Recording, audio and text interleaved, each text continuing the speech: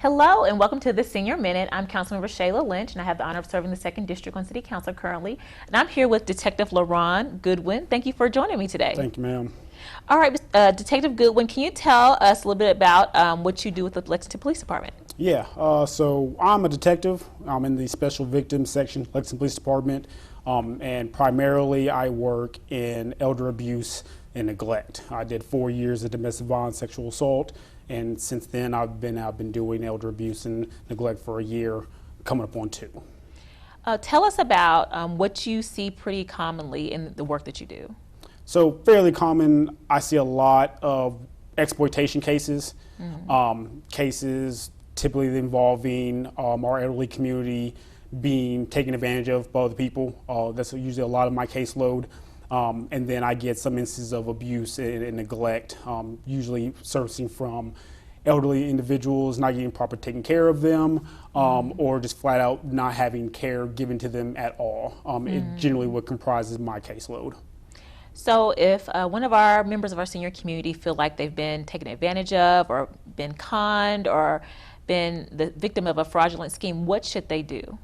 So they have a few options. Obviously, the first one's always going to be contact our local law enforcement, 258-3600.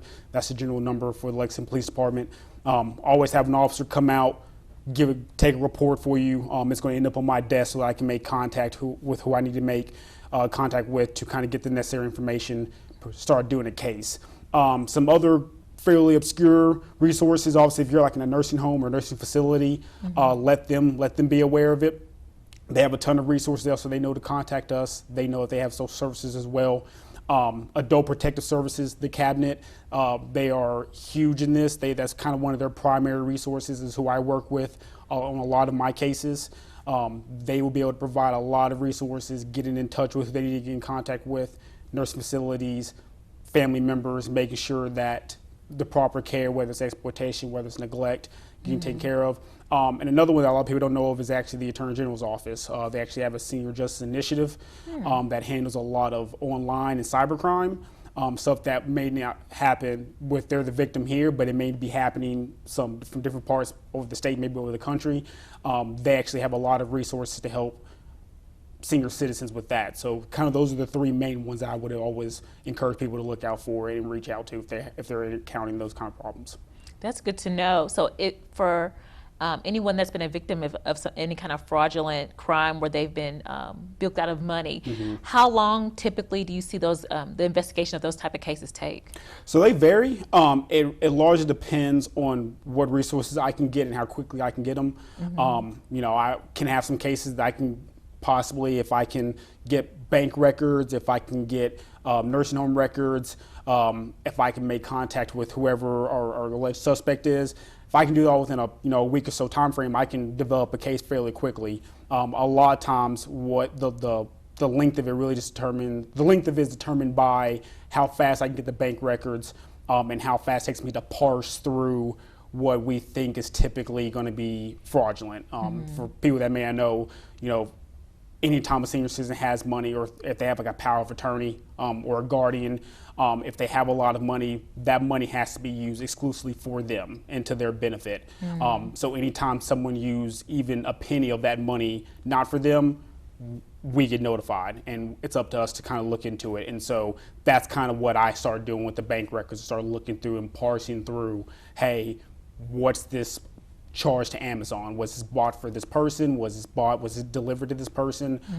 Parsing through what may or may not have been purchased for that individual. And if it wasn't for their benefit, then it's my job to take a look at it, find out why, and then kind of go from there. So it just depends on how long I get those records and how long it takes me to parse through them. But we always like to make sure that if I'm doing that, we make sure those cases are pretty solid. If we can prosecute, we want to make sure those are kind of booked in and tight and ready to go.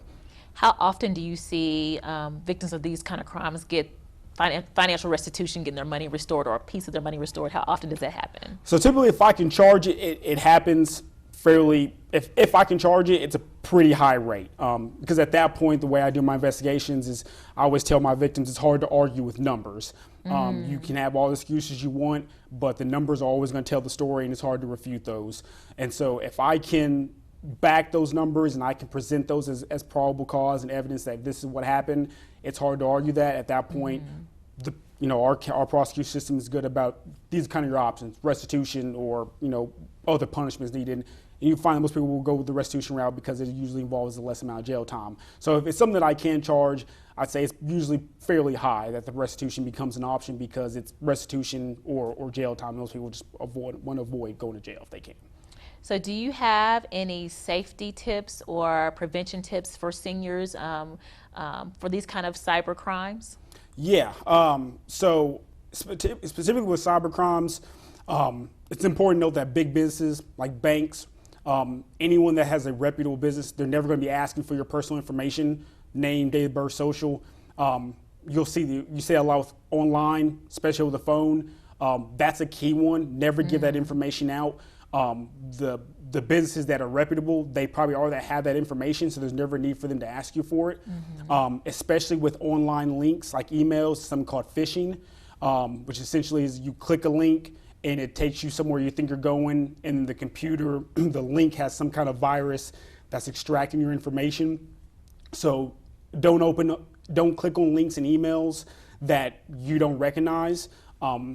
Usually that accompanies with that identity theft, trying to get your personal info to then look into doing Social Security fraud, tax fraud, getting cards, bank cards, credit cards in your name.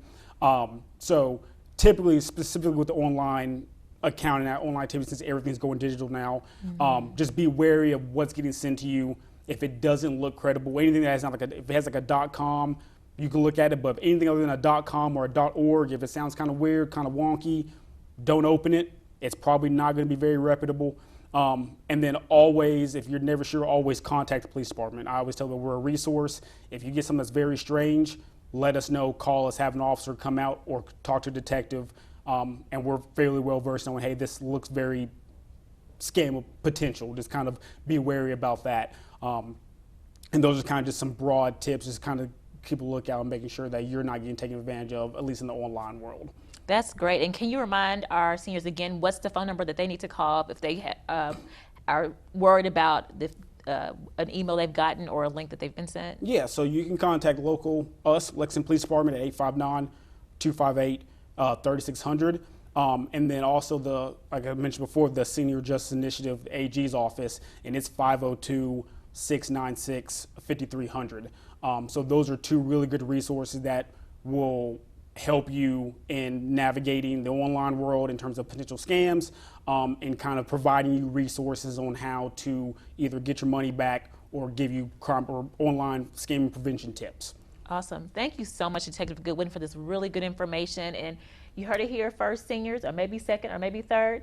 But just a reminder, if you are suspicious of anything, please call our local Lexington Police Department. They are ready, willing, and able to help you. Thank you so much. Thank you, ma'am.